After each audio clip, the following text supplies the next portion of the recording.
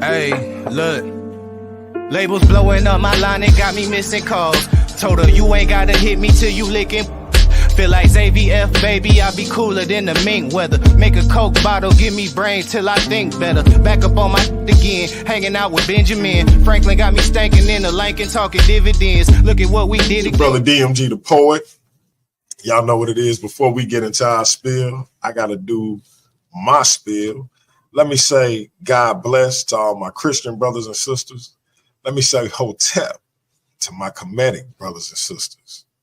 I want to say Shalom or Shalom to all my Israelite brothers and sisters. I want to say Assalamu Alaikum to all my brothers and sisters in the NOI. I want to say Islam to all my Moorish brothers and sisters. I want to say peace to all my brothers and sisters in the nation of gods and earth, them 5%ers. I want to say what's up to all my Rasta brothers and sisters. Salute to all my atheist brothers and sisters. What's up to all my Abo brothers and sisters. Big what up to all my Naga brothers and sisters. Last and certainly not least, I want to say Jambo to all the rest of my brothers and sisters all throughout the African diaspora, be it here in the wilderness of the United States of America or beyond. Y'all know I say that greeting for one reason and one reason only. It's because if you black, I'm with you. And I hope that you with me. Our different ideologies should not keep us from uniting. We can have unity without uniformity. And guess what, family? As hard as it may be, we can disagree without being disrespectfully disagreeable. With that being said, family, let's get into it.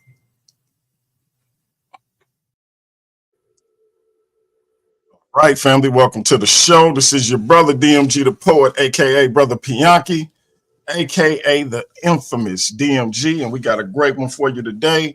We got two brothers who I highly respect, got a lot of love for, have been very influential in my personal journey.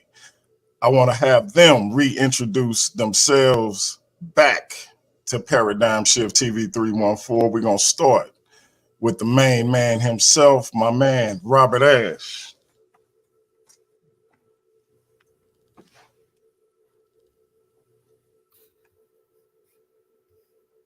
Are you there, bro? Yeah, I'm here. Can you hear me? Yes, sir. Okay, praise the Lord. There's an echo. So we got an echo? Yeah. I don't know if it's on my, let me see. I'm on mute. Let me know if you can still hear it.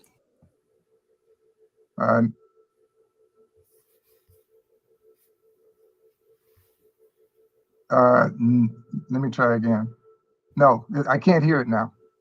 Actually, it repeats everything you say about one sentence back. Nope. Oh, no, it's repeating me too. No, it's repeating me also. I was muted just then, so I'm not sure if it's. Hey, Antoine, you mute out too, and I'm gonna mute. We both gonna mute out and see if you still hear it.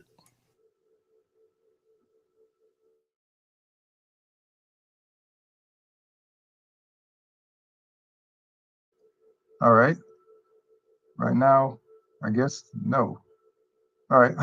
Okay. Well, hello everybody. Well, it's happening. It's a delay. It's a second broadcast that's happening as a delay. You don't have any other windows up, do you? Let me check. Oh, brother.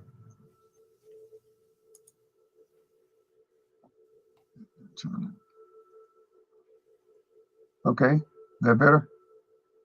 Can you hear me now? I can hear you. I don't hear the echo. Okay, that was my end. I apologize. Okay. Yep. All right, everybody. Yeah. What's up, brothers and sisters? No problem. My name is Robert Ash. I'm a pastor for a long time, many decades.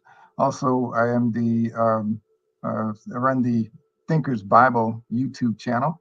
and I'm also a visiting professor at now Theological College in Juba, South Sudan, and wanted to friend of the Paradigm Shift family. It's a great and a blessing to be back, and looking forward to sharing with everybody. And to my brother DMG, all respect and much love, and thank you for everything. And then also to my brother Antoine here as well, and to everybody that's there that's listening in.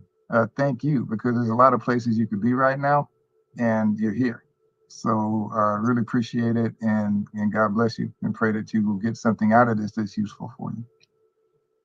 Absolutely. Absolutely. Brother Antoine. Yes, sir. Yes, sir. Hello, hello, everybody. Glad to be back on Paradigm Shift. It's been a while. It's been too long. It's been too long. But brother's got a family and it's really busy. But I'm happy to be here today, though. Especially um, with Robert Ash, somebody I really, really deeply respect and admire his intelligence and his faithfulness to God. And absolutely, my big bro DMG. Really happy for your channel, and you kept it going and all your success. But yeah, just happy to be here, share. And oh yeah, about me, I'm in school. I'm in my last degree, trying to get that last one, and they won't let me go anymore. And I'm also a pastor here at I'm an assistant pastor at Moriah Baptist here in Philly, and we just celebrated 30 years of ministry, and just looking forward to serving God and protecting the faith.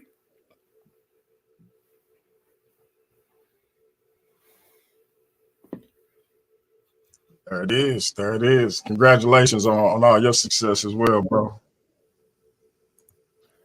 Yeah, Thank you, sir. congratulations on all your success as well. And for those who don't know, just a quick background. Me and Antoine met probably now 5 or 6 years ago.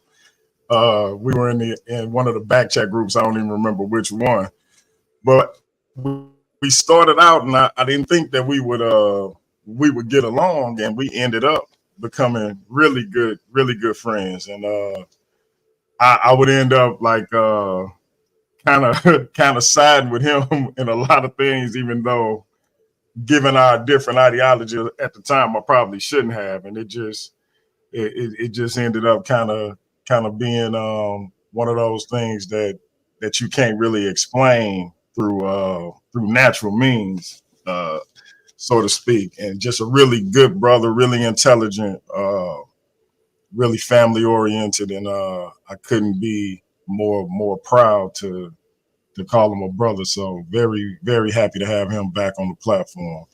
So I did have two questions for y'all that I wanted to tackle. I already talked to Robert about it. And then I'm gonna let y'all get into y'all thing. The first one is, how do you feel about this idea that you are not holding up your standard as a Christian if you don't vote for Donald Trump? Take about a minute or so to tackle that, if you don't mind. Robert already gave me his insight, but I'm gonna let him do it for the audience too. Okay, I think that's it's not true, and for two reasons. One is that uh,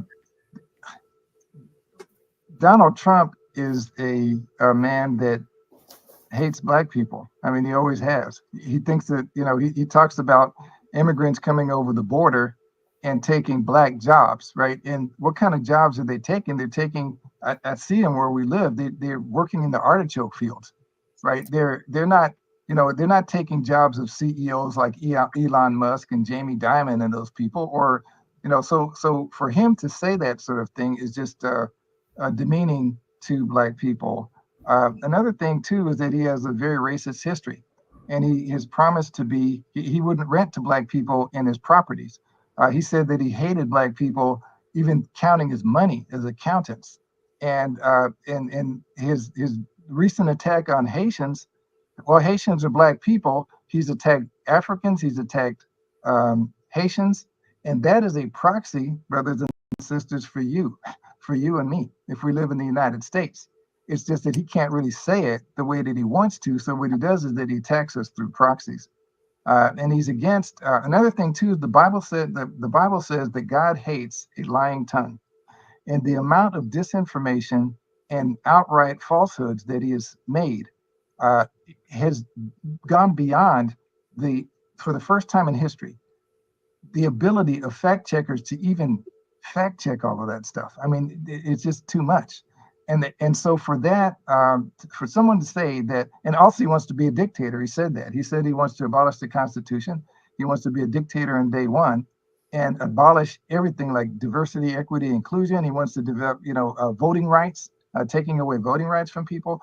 And really, we don't have, as a people, the luxury that Caucasians have in choosing sides. If we don't vote, and he said he wants to unleash the police with no accountability on us that are already beating Black people to death, planting evidence, and we'll get into some of this in the later, and to unleash that with no consequences, no legal recourse. That is a terrifying prospect. And so, as African Americans, and my dad's African American, in case you can't tell, as African Americans, we need to. We're not in a luxury. If we are thrown in jail, if we can't vote, if we can't get jobs, and people have to work out in the cotton fields again, then we're not going to be in much of a position to advocate for the unborn with any kind of actual power. And so, really, it's sort of like in an emergency situation. Say someone has a gunshot wound or been stabbed, God forbid, or have a terrible accident. In first aid, if you have a bunch of life-threatening situations, what you do first is stop the bleeding and start the breathing. And the reason is that you can live without breath for 30 minutes, without breathing for a couple minutes. But you could for 5 or 6 minutes before brain damage sets in. But bleeding, you can bleed to death in 90 seconds. So you have to, and so we're in a situation as African Americans, to either, stop the bleeding or start the breathing, right? And we need to stop the bleeding. And because if we lose the rights that we have gotten since the civil rights days, which they're actively looking to roll back, then we will not be in a situation to help the unborn and to speak out against, trans homosexuality and all those sorts of things. We won't be in a position to do that very effectively if we lose everything that we've gained and that our ancestors fought for 400 years to provide. And that's really what's on the line today. That's literally what's on the line. And so it's, so from that standpoint, to say that someone isn't a Christian if they don't vote for Donald Trump, God cares about the born as much as he does the unborn. And he spends a lot more time in the Bible talking about the born. And yes, he cares about the unborn. But the first thing God looks at in all his law and what he does and what Jesus said in terms of who's a real believer or not is how do we treat people we can see? 1 John 4:20 says, he that, that hates his brother and says he loves God, he can't do that. Because if he doesn't love his brother whom he can see, how can he love God whom he can't see? And so that's one aspect of it. And then the other is just the pragmatic, ugly reality that if we lose the freedoms that we have had, all the civil rights that we've had to this day, we won't be in a position to advocate for those other things on the other side that they're doing wrong.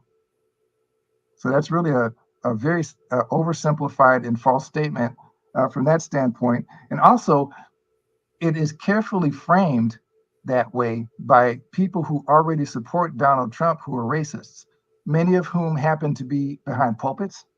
And I can show you. Let me show you something if I can. Here this.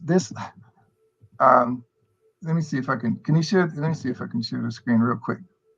I think this is something that I had. Here's the reality of what is going on here. Okay. The people who are telling you to vote for Donald Trump are the people who did this to us.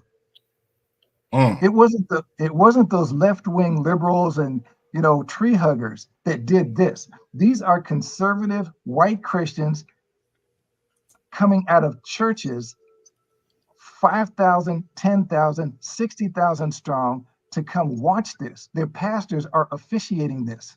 This is what they did to us. Shame. So for us to say Shame. that someone has Shame. to support the people who did Shame. this in order to be a Shame. Christian is insane. Wow. These That are is- church-going people that came out of church.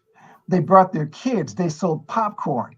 They took pieces of these men and ate them and sold them as souvenirs and took pictures. And there were postcards like this sent to their relatives in the north saying that we had a barbecue, because they didn't just hang these people.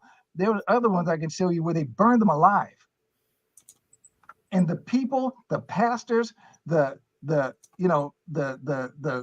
theologians that are telling you that you have to vote for Donald Trump to be a Christian are the same ones who did this to us.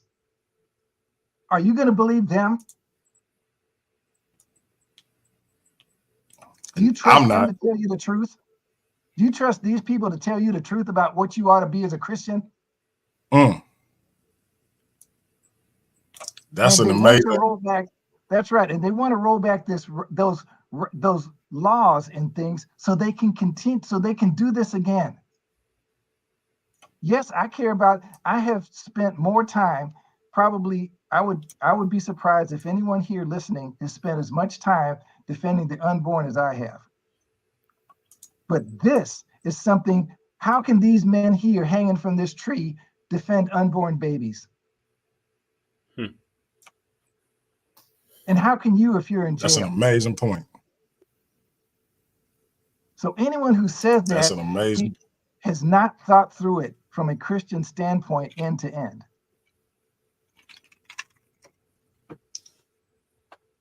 Amazing point. And I think people forget about, like, I forgot about like the cannibalism. We know just how insane the savagery was that our ancestors had to deal with when it post slavery, just for being black and free, quote unquote. I always say, I did a presentation on this channel and some people told me that I was incorrect in my assessment that the Republican Party betrayed black people in 1877 when they pulled out of the South and allowed for Jim Crow laws and the manipulation of the 13th Amendment to be established, and empowering the KKK and things like this to take place. And that's why I always say, is it freedom? Was it freedom or was it freedom?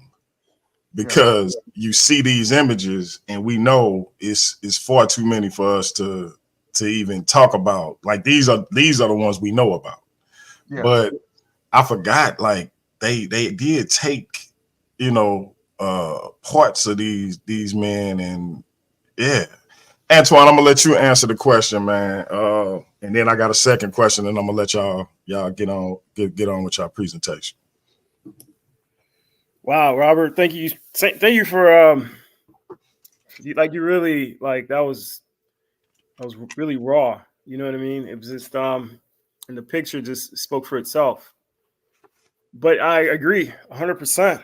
I agree that that dichotomy is what we're talking about.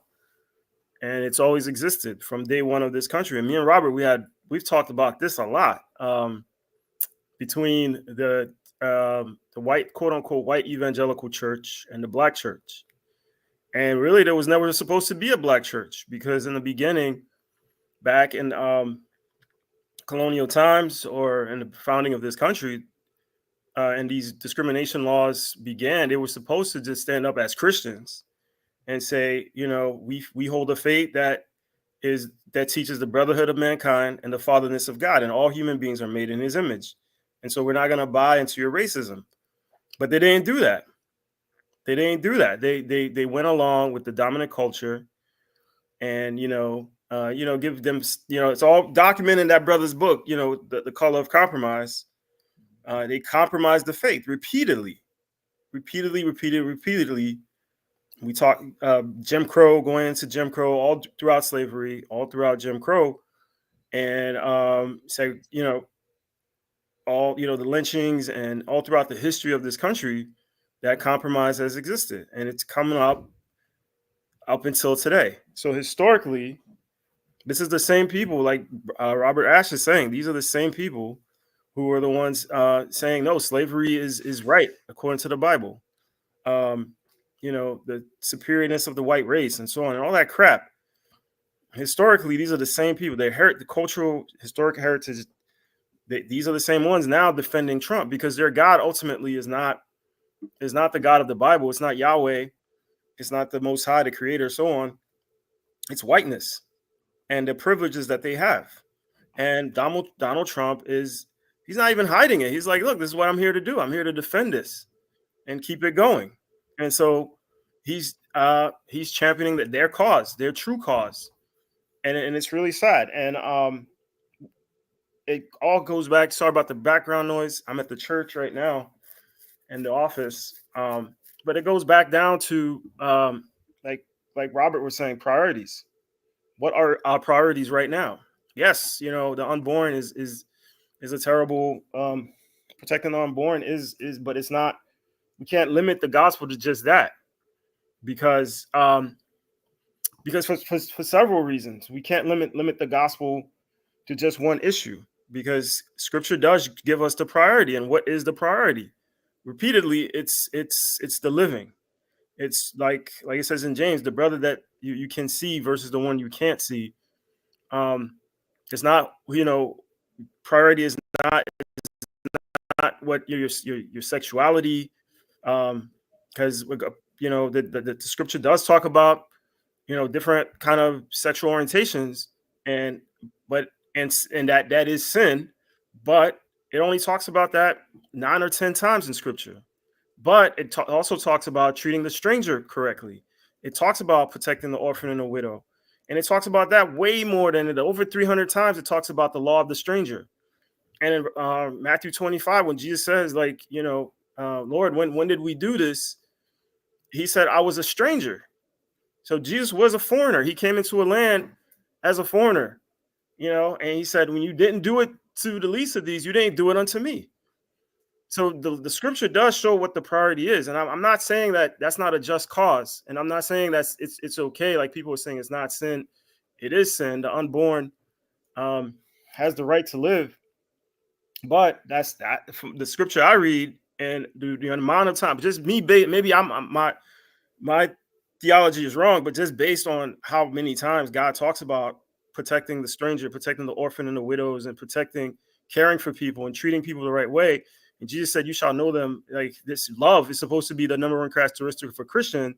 Just based on that, I don't see how it could be that that voting on Donald Trump is the Christian vote, because he's the complete opposite of that in every sense of things the Scripture puts as priority. And there's so many things, just a bunch of attacks.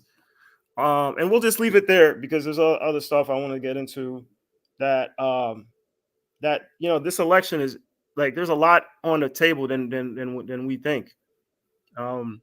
Like Robert brought out, there's a lot of things that they're trying to get rid of, that they're using in code, like small government, like getting rid of Department of Education, getting rid of different codes that they're saying, but it's directly attacking. It's directly set up to attack Black people progress and regress Black people's progress in this country. I appreciate your answer. And wait, DMD, could I ask something, please? Oh, go ahead, sir. Okay. This is something that a lot of people don't know about the abortion issue. And yes, unborn babies are precious and they need to be preserved. But these same people right now that call themselves pro-life, they did not care about unborn children for the longest. And if you look at, just do a search, and you don't have to believe me, do a search on Southern Baptists when they were pro-choice. And I remember when I was a kid, right? And, not to date myself, but I remember talking to white conservatives, and I wasn't a Christian back then. And they would tell me, and I would talk about, and the abortion came up somehow or another. And I was a kid, I was about 11, 12, 13. And one of them, and they would keep telling me, oh, this is a social issue. And I said, what do you mean? He said, oh, that's a socialist. I said, don't you believe that an unborn baby, and this is an atheist kid, me, right? I was not always a Christian. And I said, hey, look, just playing the devil's advocate, or the angel, God's advocate in this case, without knowing it. I said, look, isn't unborn baby's life, and don't you, so shouldn't you, care about that? He said, that's a social issue. That's what they used to say. And then around the Reagan administration came, and I remember seeing Jerry Falwell, and this was when they had the so-called moral majority, right? And he was sitting there in a black tie crowd of rich white conservatives, and he was telling them, I don't remember the rest of his speech, but one thing he said, look, don't fool yourself. 70% of aborted babies are white. And then it hit me because I was a Christian, and it blew me away because I remember being in, the Bay Area, and when I was a little child with my mom on the bus, and they would have all of these posters about, oh, make abortion safe, legal, this, then that. And they would always show a black or a brown girl or woman where they're, all super pregnant and everything, about ready to drop. And they kept saying that, right? And what they did was they created the impression that most abortions were black and brown babies. And what that did is that the white conservatives saw this, these cultural Christians saw this, and that meant they didn't care. And after Jerry Falwell, and you can trace it in the history, it's all out there for you to see, is that when Jerry Falwell started going around the country telling them 70% of aborted babies are white, then it became the greatest moral issue of our time. Prior to that, it was just a social issue that the church didn't have to be bothered with. Why? Because they thought it was black and brown children mostly. And what those white liberals did is that they took the white conservatives' racism and used it against them, because they knew that if they started showing all these black and brown faces, white conservatives wouldn't care. And that's how abortion started getting legal in the first place. And then afterwards, they found out that it was them being aborted. And that's when they started making a big moral issue of it. And they've been doing that ever since. And if you doubt this at all, look up Representative Mary Johnson and what she said to Trump after the Roe versus Wade. And I'm not saying that Roe versus Wade shouldn't have been overturned. I'm not saying that, right? I think some of the states went too far, with it. But I'm not saying that I'm against that part. But what she said to Donald Trump in public was, President Trump, you have struck a great thing for white life. And then the next day, when the news put it all over the place, she tried to walk it back. So it's not. And look up replacement theory. They think they're being replaced, so they want more white babies being born. And nowadays, sure, maybe some of them care about all babies. I'm not saying all of them are like that. No, but the thing that made white conservatives care about abortion was when they found out 70% of aborted babies were white. And after that, after Jerry Falwell said that, then I was reading, like in the Wall Street Journal, U.S. News and World Report, like every year they'd have, the CDC would have these statistics on abortion. And one of them was, and it held for like 10 or 15 years, 66% of abortions were white, middle to upper middle class, age 16 to 24, unmarried, with no previous births. That narrow demographic had 2/3 of all the abortions in the country. And what happened was, also, when I was a kid, I would hear about this, and really what motivated this abortion to be legal and stuff was that they would fly their children over to Sweden, where it was legal, and get their abortions there. So this whole thing, this phony, about the unborn. Yes, the unborn are precious, but that's not why they originally started backing this. It was because Jerry Falwell told them that 70% of the aborted babies in this nation were white. And that's when they started to care. So if you think, my brothers and sisters, that they are caring for you, when they talk about the unborn, they are not.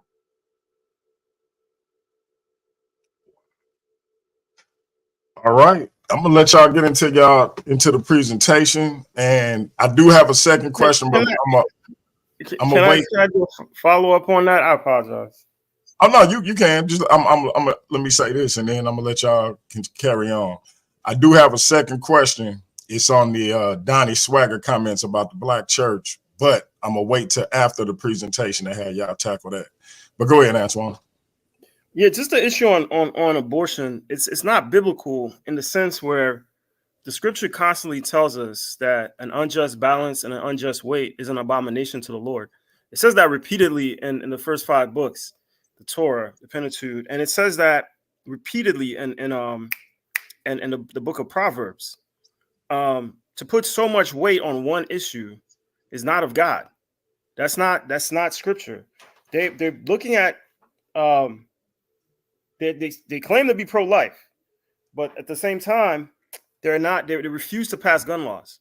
And under Donald Trump, we had the most mass shootings under any president, and we sold the most guns out of any president because common sense gun laws were removed.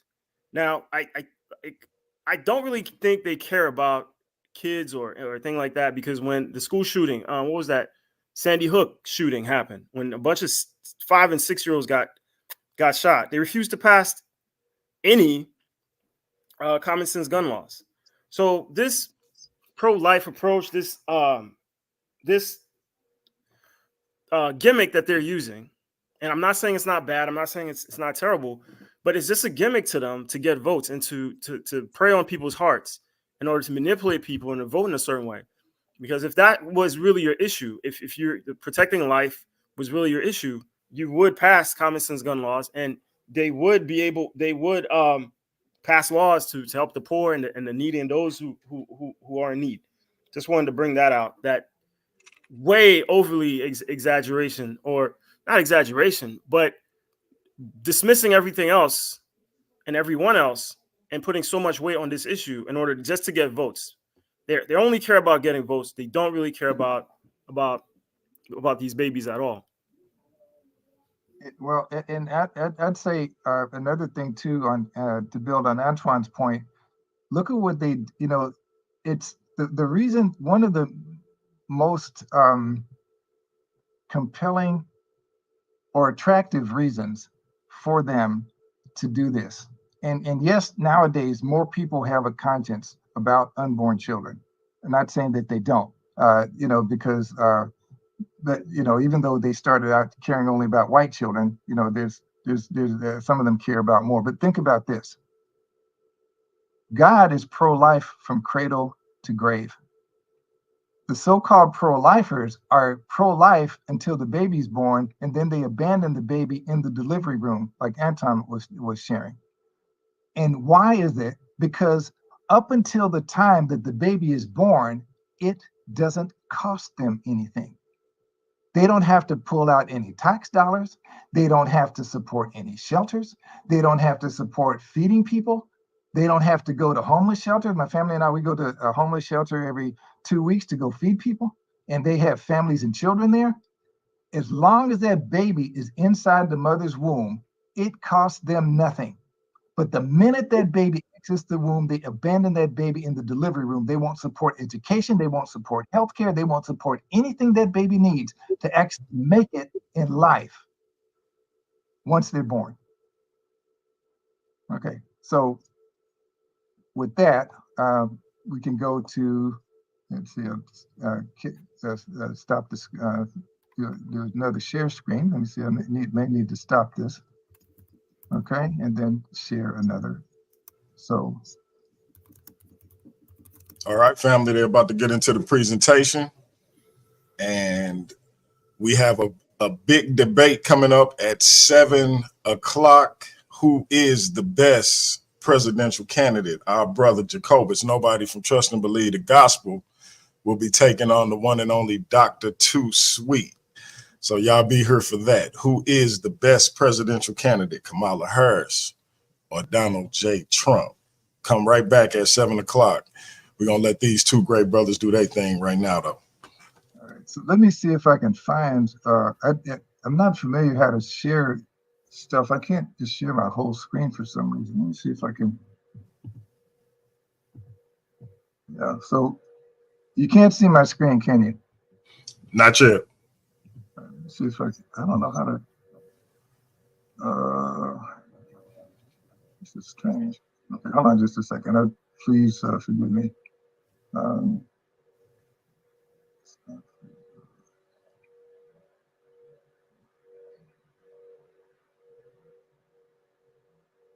know. Okay, all right. I don't know. It won't let me share share entire screen. Let's see. Okay, can you see my entire screen now? It won't let me share my entire screen. Not yet. I don't see anything yet. Okay, sorry. So I don't know how to.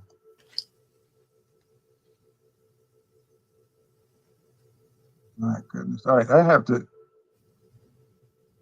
This happened the last time I was there too. So let me see if I can. All right.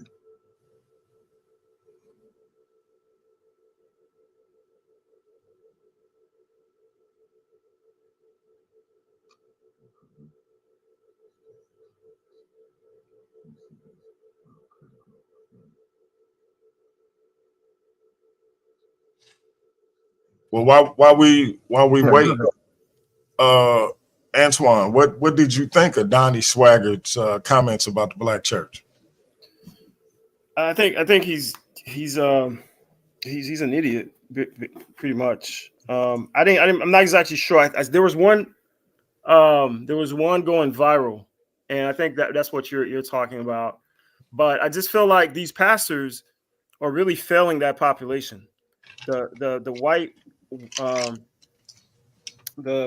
working class demographic. They're really failing them because they've got some serious issues that they're dealing with as a group. And just like they do us, they're always talking about, oh, it's the black culture. There's something wrong. Y'all need to fix the black culture. But I mean, there's tons of books written about deindustrialization and how it affected that population and the aftermath of it that they're still suffering from.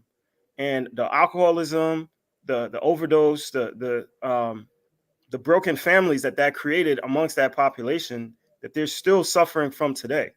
And instead of scapegoating immigrants and immigrants are coming to get your job and using racism, they need to be focusing on that. And like Brother Robert was bringing out, a lot of it is they're scared is that population is dying. It really is. I'm gonna read the statistic. I'm gonna read it straight up. She said, consider also that from 1999 to 2013, the fatality rate rose far above the average number of the middle-aged white demographic. An increase of more than 500,000 men and women died due to suicide, drug overdose, and alcoholism. There's a blurring indicator of the silent suffering of a demographic in need of hope. And there's a bunch of books written about deindustrialization and the impact that it's had on that population. But then there are some books written that's countering and saying, no, it's their fault. It's the broken families. It's the raising kids out of wedlock. It's the stacking up and not marrying that's causing their problems. I hate to make it like that, but it's like those pastors that's what they need to focus on.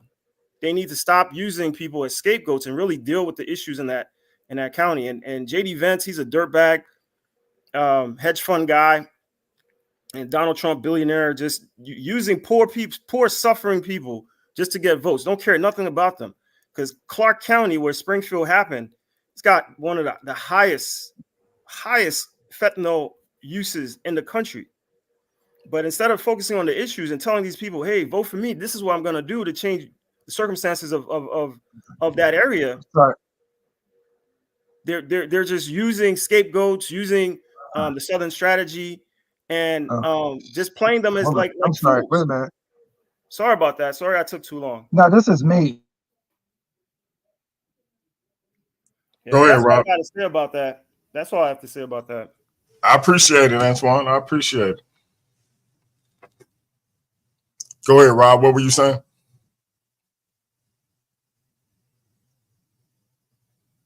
You muted, Rob.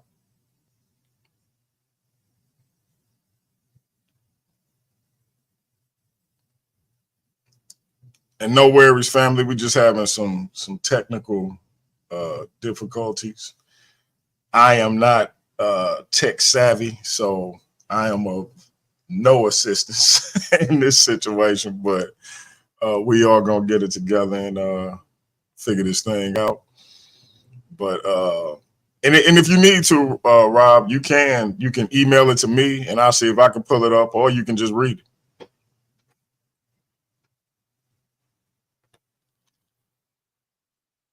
Shout out to my sister in the chat, not a black, same mama, same daddy.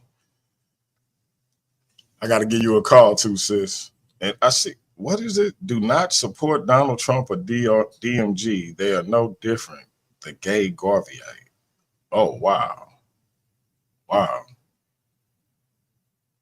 That's crazy. I don't know who this individual is. I'm at to look into that. That's crazy. That is crazy. People come in these chats and say the craziest stuff. Boy. Wow. Hey, DNG, I sent you a private chat in the private chat. Okay.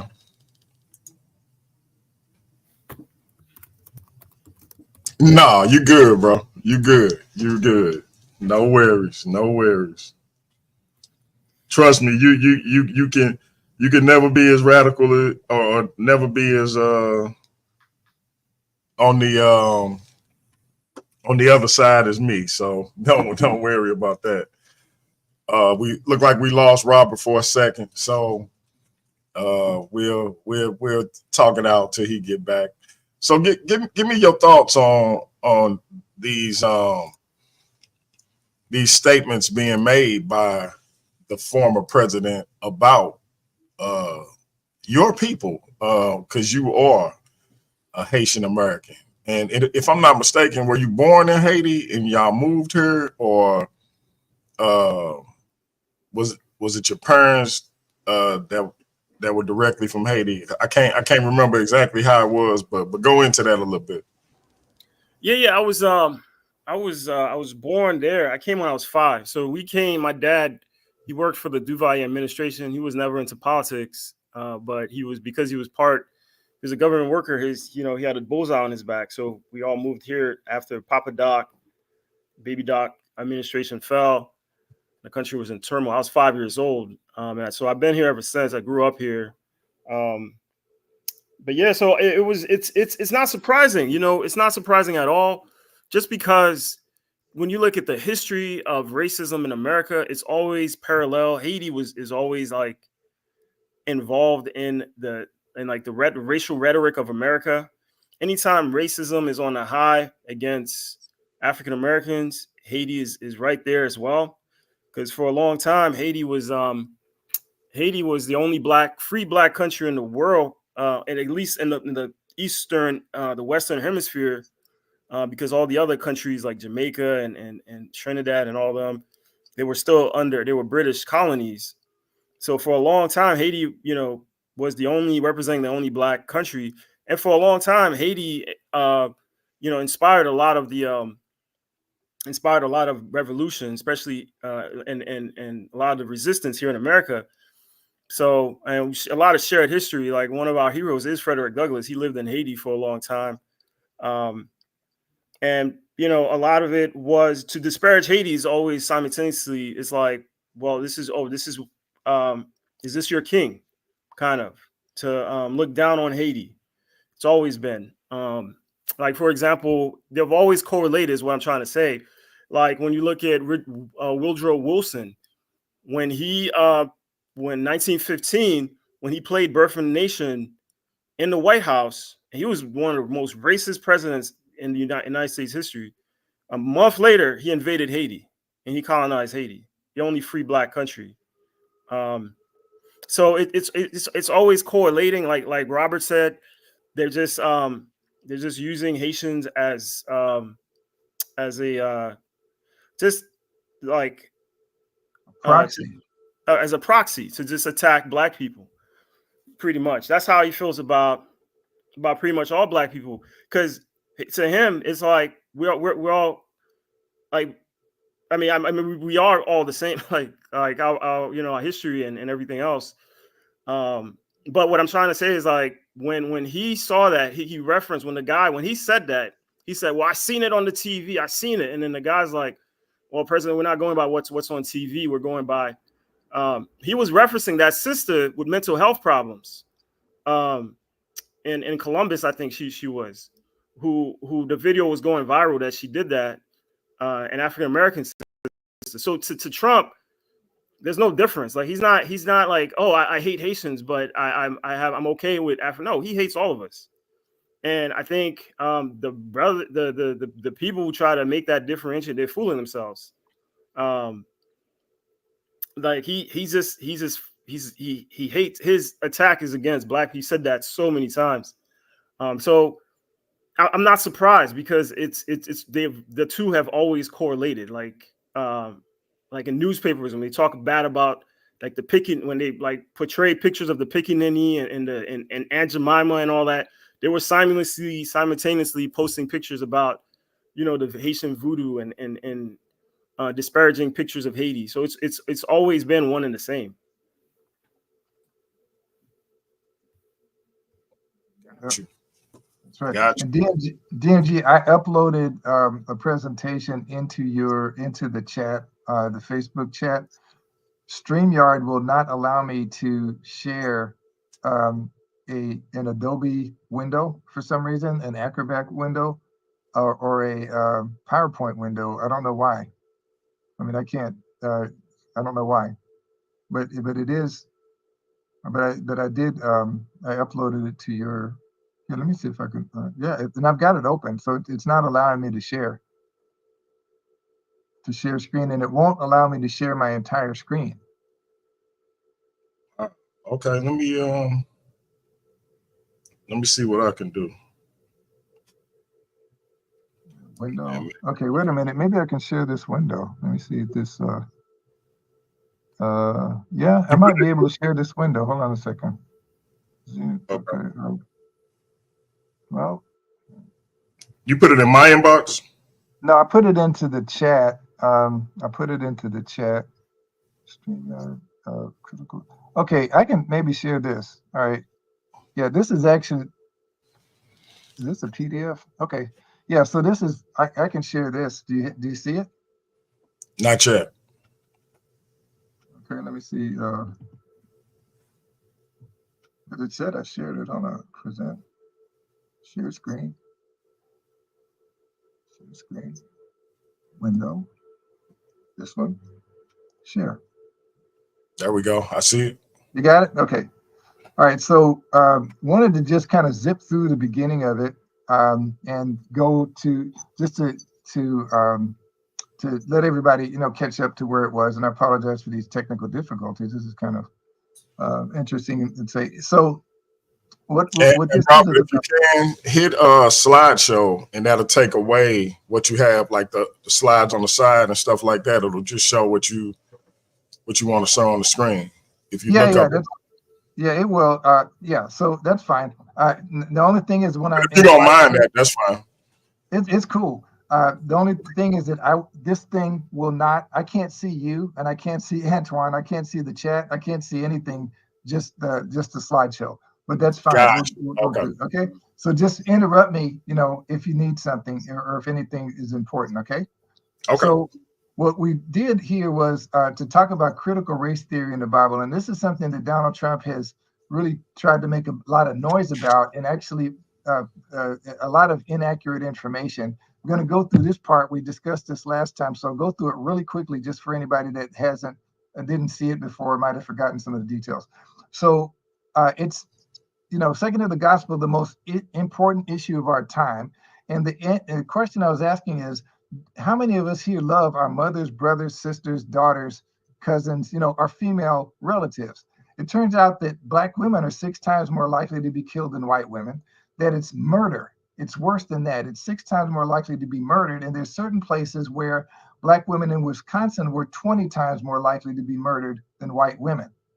And so that is, and the things in critical race theory are things that examine it and try to figure out why in the world is this happening, right? Because it is happening. So what it is basically, it's a body of academic research done by mainstream Black academics, by the way, that it says they wanted to focus on disparities of outcomes for populations. Why is it that Black and white especially are consistently getting different outcomes in society? And then about especially the enforcement of laws. And we'll see the disparity in sentencing and all those other things later on. The actual laws themselves, the way that they're actually created by people to discriminate against certain populations compared to others. And so there's 3 different observations really that it makes. And one is that laws and systems can be racist, not just individuals. So if you work for a racist institution that does redlining and you follow the rules, then you don't have to be a racist, but your actions will have racist outcomes. And then it's just, even if you don't want them to be, and then also they can hurt people after they're eliminated. And redlining is a perfect example of that. And the systems of freeways going through Black neighborhoods, those Black neighborhoods are still destroyed. Okay, so there's some biblical examples of them that we discussed, in John and Acts, in terms of Samaritans being discriminated against, and the Jews and Greeks and widows being discriminated against in the book of Acts that were unwitting, that weren't intentional. And then we'll go through some more of this. About the history of it, it came from critical legal studies. It was in law schools. It is focused on failed promises, and Kimberly Crenshaw actually named it. And it's not being taught in elementary schools and all of that stuff like Trump and Ron DeSantis and these people are saying. It's actually graduate level legal studies at the JD level and the PhD level in certain law schools. So in terms of examples, here's what we were talking about. This is a woman in Aurora, Colorado. She has 4 children aged 6 to 17 that are face down. And what they did was they confused her license plate number with the license plate of a stolen motorcycle in Montana. And you know that if this would have been a white, middle-class woman with her darling children, they never would have even crossed their minds to do something like this. Not only that, the people who did it got no charges, and one of them went to run for sheriff. Okay, another thing is that Black drivers get pulled over by police less at night, like 4 times as much during the day, but equal at night when the police officers can't see the race. Criminal justice, this is something that's some of the things like the average Black man receives, or Black person receives, a 90-month sentence, and the average white person was 55 months for the same crime with the same type of criminal or lack of criminal background. And this has been seen in jurisdictions across the United States, often in front of the same judges. One law shall be him to his homeborn, and the stranger that sojourns among you. In each of these, you can, I'd be happy to provide the presentation. There's abundant scriptural evidence, scriptural support for the principles that are being expounded here. School discipline. Black girls are suspended much more than girls of any other race. And this is for the same infractions. And students of color disproportionately suffer from police assaults at school. That means police assaulting students and schools calling the principals on students. This is across 97,000 public school districts across the entire United States. So this isn't something that's just a one-off, that just one teacher is doing, and that there's this individual racist somewhere. It is a systemic problem throughout all school districts in the United States. the medical treatment, that there's racial bias in medical treatment. There's higher rates of death during childbirth for Black women. That's all documented. That Black women in medical schools, they're often taught that Black people don't experience as much pain as white people. So that is a systemic thing throughout the medical system. Bank loans, Black applicants 1.8 to 2 times 5.5 times as likely to be denied as white applicants with similar observable borrow characteristics in all neighborhood types. Doesn't matter where you want to live. You're going to have, Black people will have a twice to 2.5 times as much denial rate for mortgages with the same credit history. And that is found across the United States, not only for mortgages, but also for businesses. And so housing appraisals, this Black couple, they were underappraised by $500,000. And the way they found that was they put a white couple in there, took down all their Black memorabilia, and then the same appraisal company came and appraised it for $500,000 more. And this is pervasive bias in the home appraisal industry. Hiring and promotion.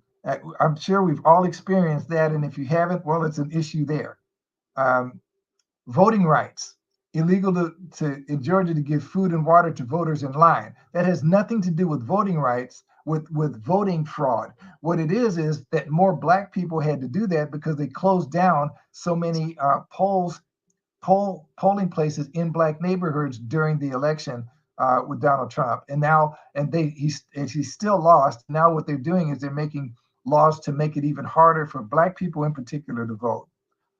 So there's 150 restrictive voting bills in just 2 months in February, from February 20 to 23. Government policies. These are expulsions of African Americans from neighborhoods in the 19th and 20th centuries.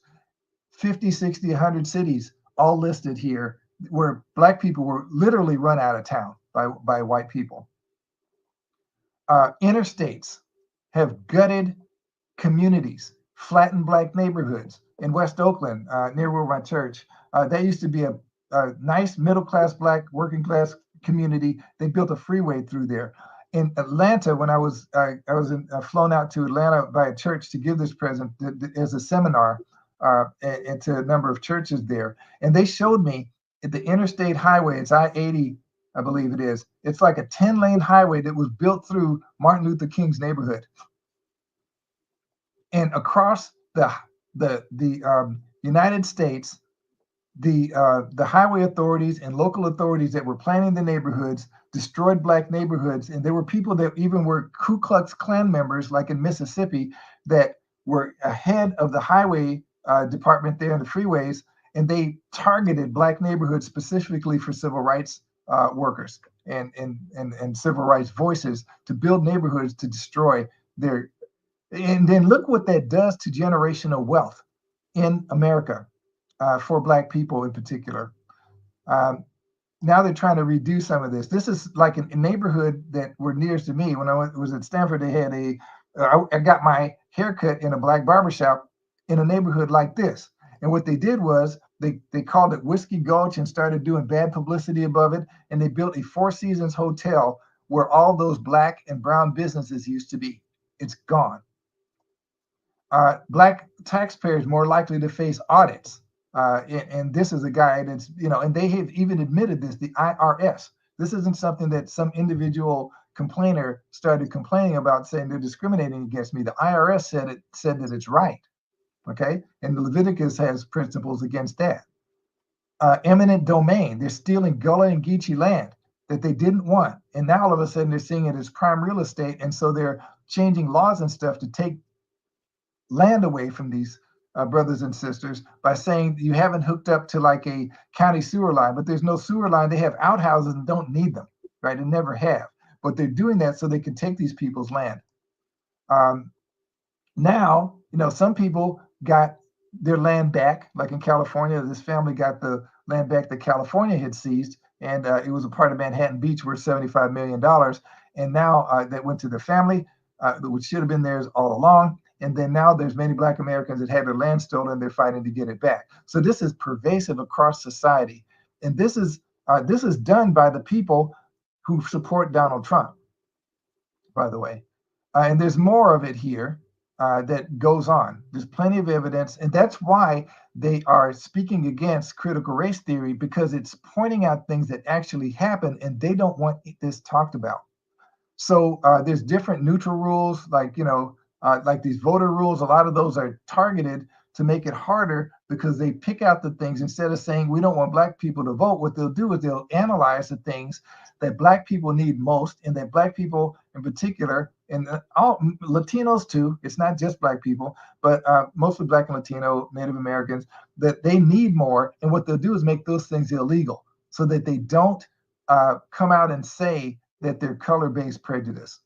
Same thing with education, business, justice. We've already talked about that. Here's one worth thinking about, is that white-collar crime requires intent or knowledge that it's illegal, right? But this no-collar crime that more, lower-income people of color tend to commit, ignorance of the law is no excuse. So those sorts of ways, just the way that it's measured, right? Measuring only street crime when there's white-collar domestic crime. I just wanted to share this. My wife and I went to Oregon at one time, and we bought I bought a paper, or actually I went in there for something, and I saw on the front page, it was a little town in Oregon, I don't even remember what it was, but they said that if domestic violence, and they talked about this, they said that only so-called street crime is measured in crime statistics, and that's why Black neighborhoods tend to have higher crime statistics than white neighborhood, in part because of this, because they're only measuring certain crime that Black people or that lower income people tend to do more.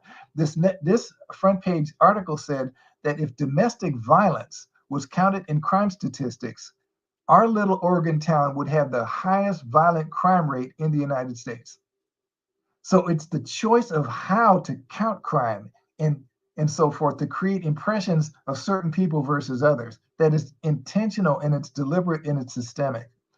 So these are documented observations in critical race theory. And this is one of the things that's worth knowing about to make informed voting decisions, because the people that are doing this are the same ones that are speaking out against any kind of Black thought that comes out of Black communities to address systemic racism and to call it out for what it is. So another thing, there's all these objections, there's these reactionary ones that come from DeSantis and Trump and others, and all of these preachers like Swaggart and these people, John MacArthur, Franklin Graham, and all of those folks. And there's also thoughtful and considered. We talked about some of those. I won't, belabor them. But one thing that I'll say, Hey, Robert, yes, you're not. Are you changing your slides? yes, It's still on the first slide. you got to be kidding me. Okay. Well, I'm on slide, like, I don't know what this is. This is slide 37. Oh, wow. Because then I'm like, I went to get some water and I came back and I'm like, wait a minute, he's still on the first slide. So okay. See, it's a problem either by computer or with stream share. It's not allowing me to share windows. It Oh, you know what? I just got a notification. It is having StreamYard is having issue with PowerPoints. Okay. So that's the problem. So just make sure you manually go to the you go to the next slide and yep. So you changed it that time. I saw it. You saw it. Okay. So what I'll do is I'll all right. So I will I've uploaded the slide. Anyone, you can put a link to it maybe in the description or something. I'd be happy to provide it to anybody that needs it. It's really valuable information. Here, I'll just briefly blow through some of these. Okay, this one. Okay, here about Black women were 6 times more likely to be killed than white women. In fact, murdered. Hold on a second. Okay, 20 times more likely to be murdered in Wisconsin than white women. Here's the history. These are the different patterns that were observed. And these are the different principles of it. Here, I'll skip to some of the most key ones. Here's the one where this black woman and her 4 children, aged 6 to 17, are face down by police. Can you see this? Yep. Okay. And if this had been a middle-class white woman with her darling children, it would never would have crossed their minds to do this. That's a fact. Yep. And then here, the criminal justice finding saying that 90 months average sentence for blacks and 55 months for whites for the same crimes with the same criminal background, often in front of the same judges. Okay. Students of color, police assaults. This is police beating up students and arresting them. There was a 6-year-old girl put in handcuffs in Florida when the office called the police on her. There's nothing that a 6-year-old girl could do to warrant the police being called and to be arrested like that. And again, this is here across 97,000 public schools across the country. This isn't something like the racists try to say that it's just individual racism and there's nothing systemic. No, 97,000 school districts, and it found that black students are more likely to be referred to law enforcement or arrested for a school-based offense than white students or other students of color. So if we don't think that they're specifically targeting us, they are. Same thing here. And this is public school review. Black girls are suspended much more, not just more, much more than girls of any other race. And again, across 97,000 public schools across the United States. And what they will try to do is to try to blame black people for this. Missing fathers in the home. Well, what do they have in the suburbs nowadays? Missing fathers in the home, right? Violence. What do they have in the suburbs now? Violence, right? It's not, if you adjust for all of those factors, there's still a disparity that is absolutely unconscionable. Here's another one, pain bias, and false belief about biological differences between whites and blacks, saying that white and black people don't feel the same amount of pain. So black patients are left in pain longer, and especially black women. The doctors don't listen to them.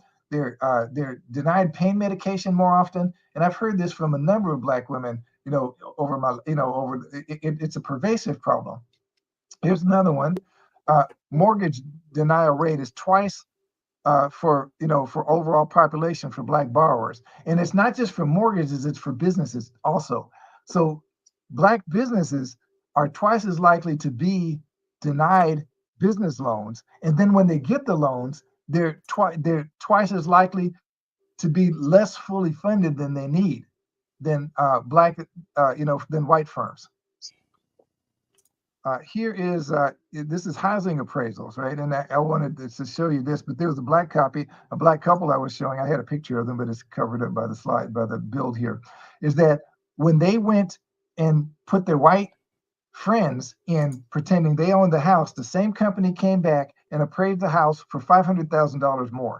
And this is pervasive bias. Freddie Mac gives the loans, and they have a nationwide view, and they find pervasive bias in the home appraisal industry.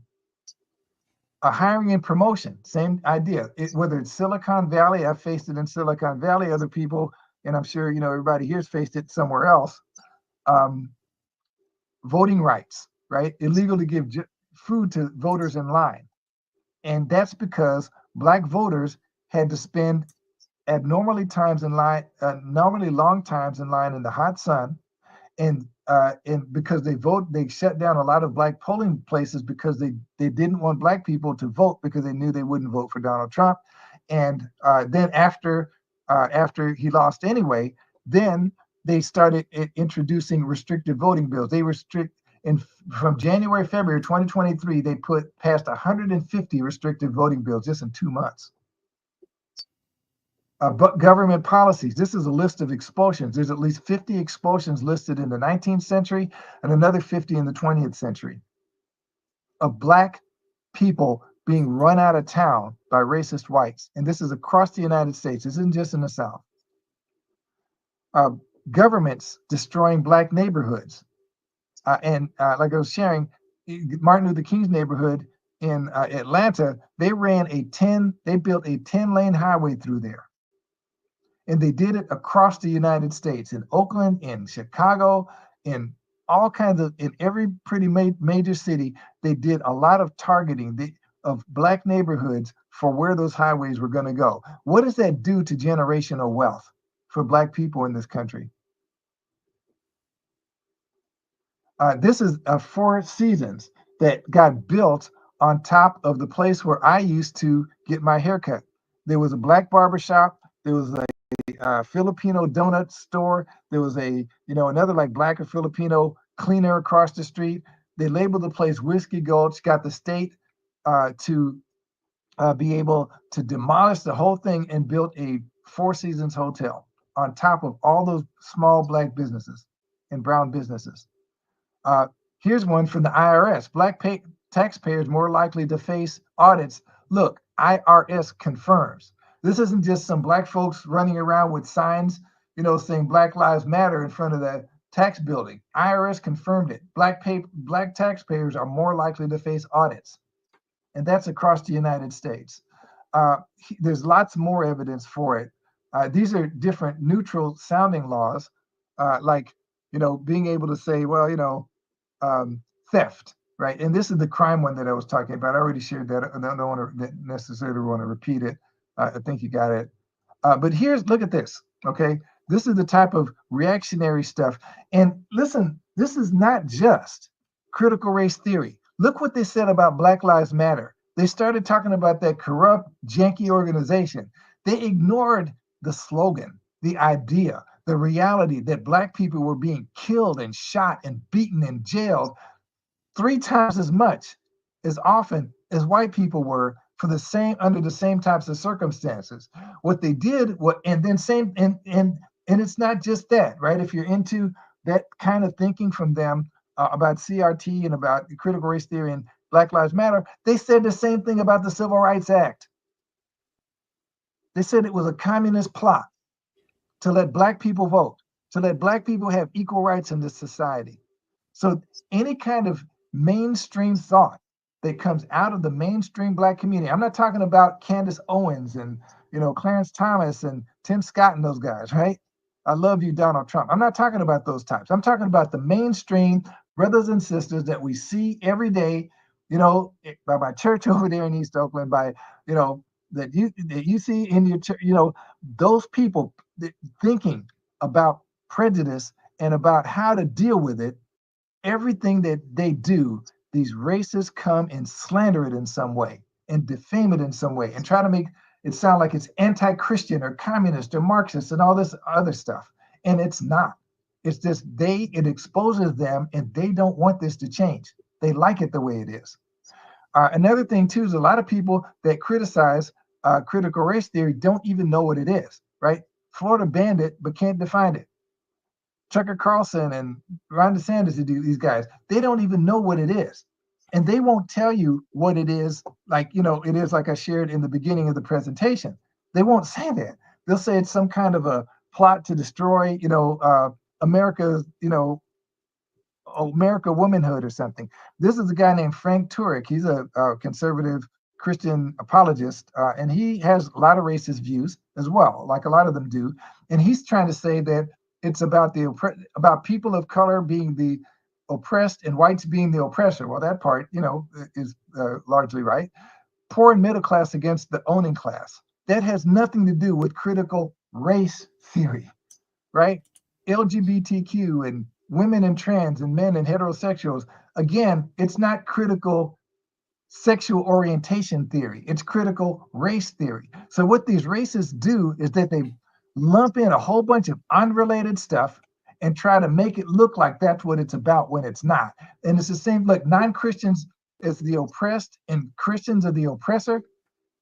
How many Black Christians do you know that have been the subject of racism? Ask my brother Antoine, right? And the targets of racism. This has nothing to do. And this is a lying, manipulative, false impression of what a Christian is. Look, Black Christians were the main ones that started the Civil Rights Act Black Christians were the first ones that fought for freedom and abolition. Black Christians were the main ones being hung, like we saw those devils lynching those guys. Those were Black Christians too. They were church members. So how can it be that the oppressed are non-Christians? And that's what they're trying to do. That if Black people stand up for Black people's rights and against actual wrongs, I'm not saying imaginary wrongs, not handouts and entitlement, I mean actual wrong being done. When Black people stand out against that, he's saying that they are not Christians. Disabled versus able. It's not critical ability theory, So this is a type of slander and maligning that they do about every area of Black thought that comes out of the mainstream Black community that tries to address and identify and expose actual racism that actually happens. This is the way that they try to snow it down. Another thing here, Marxist roots. It doesn't have Marxist roots. It came from Black academics studying American history.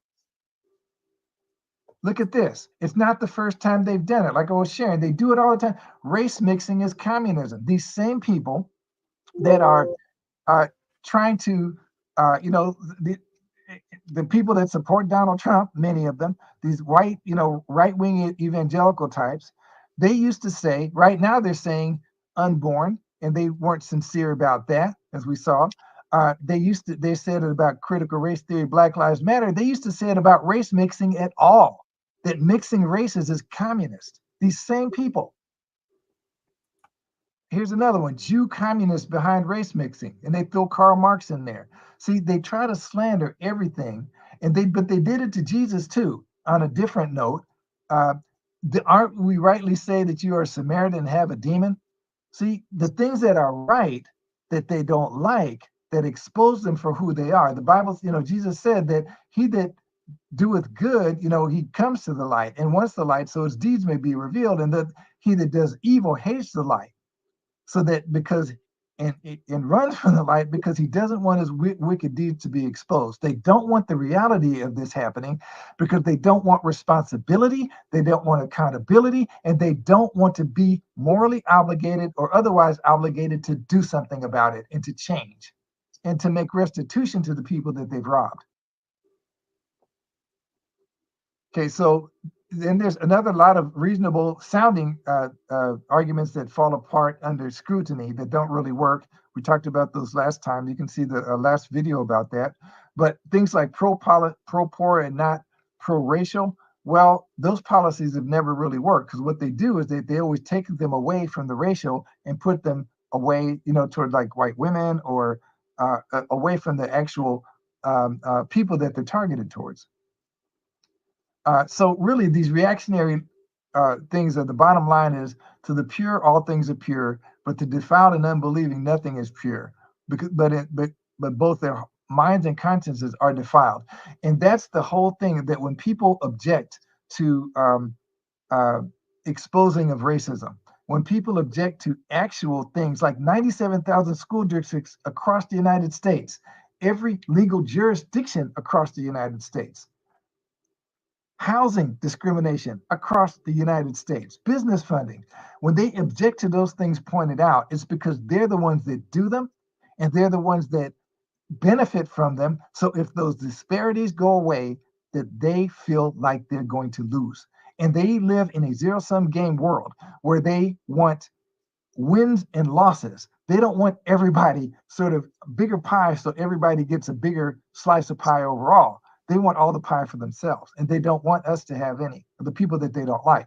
And whether it be immigrants, whether it be Black people, whether it be Haitians, whatever. And notice too, when they're talking about immigrants and what a problem they are, they're never talking about immigrants like Donald Trump's wife, who came from Slovakia or somewhere, who came from Eastern Europe, from his dad and mom and granddad that came from Ireland and Scotland.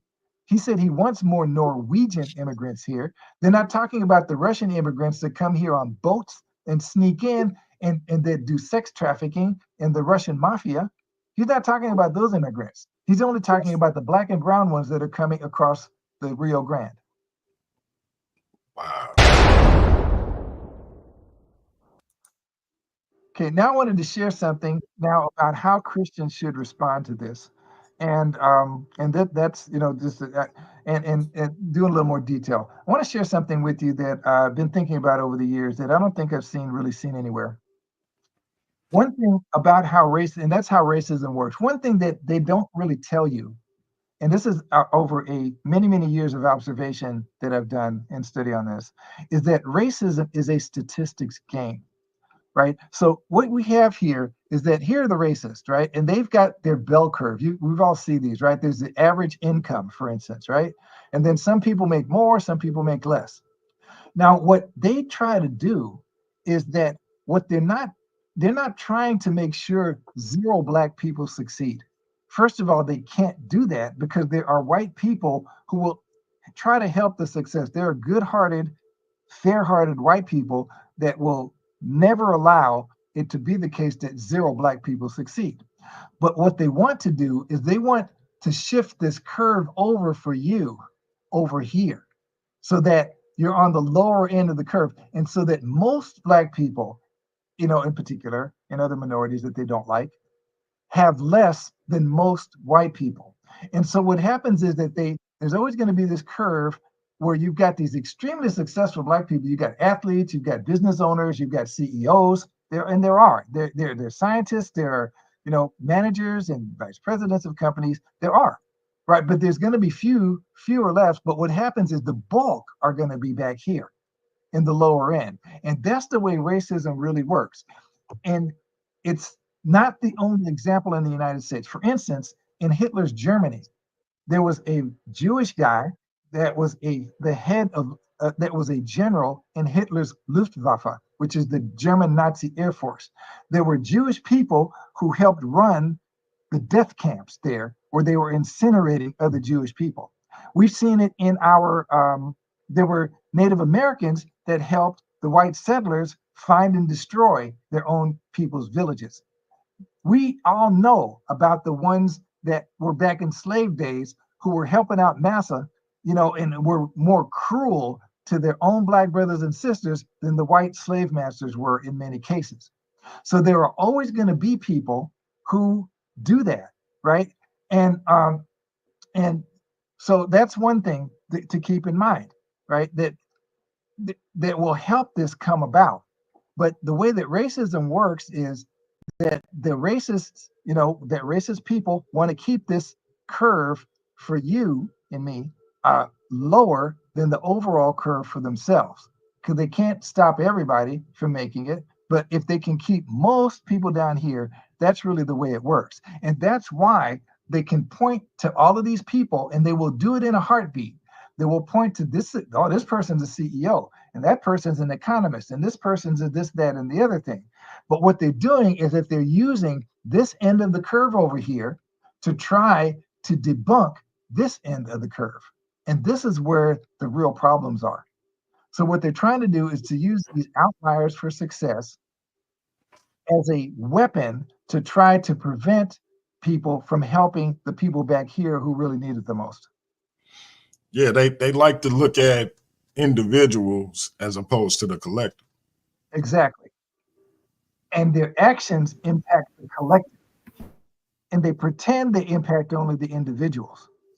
So another thing too is that the new image of racists is dockers and golf shirts and suits. It's not like Billy Bob sitting in the trailer smoking a corn pipe and spitting tobacco.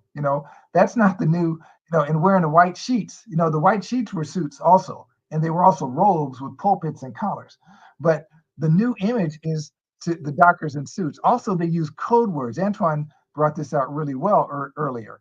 Woke, right? Woke actually came out of the Black community, and it had to do with realizing two things. One is the reality of systemic racism and the reality that we have a heritage and a lineage dating back to the continent that wasn't being talked about, including success of Black people in the United States, that everybody wasn't on welfare and everybody wasn't in gangs shooting one another. There are people that are scientists, there are people that are straight A students that are going to Yale, coming from the inner cities, going to Yale, going from the suburbs to Yale, and all of those things, right? So what they're doing is that, but still things were unfair. And what they did was they expanded their definition of woke to include like gays and lesbians and trans and all that sort of stuff, and which doesn't have anything to do with what woke actually meant to Black people in the Black community.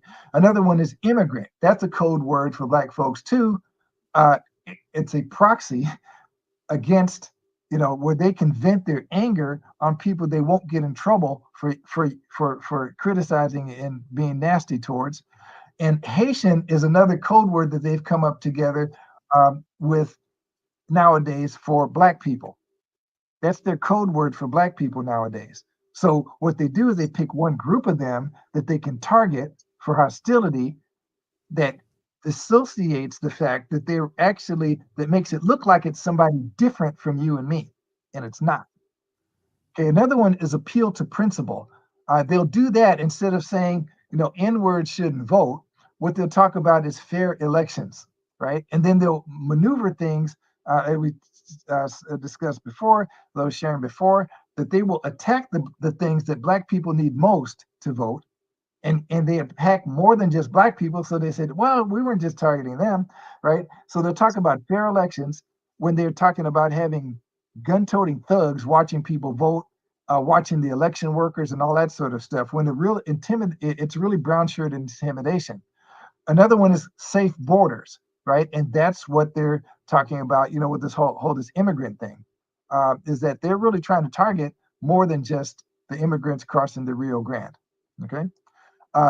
So in reality, here's a bottom line, right? Is that it's critical race theory and the way that these like white conservative evangelicals talk about Black thought, about Black churches, about Black communities, about Black culture, that is really a mirror for themselves.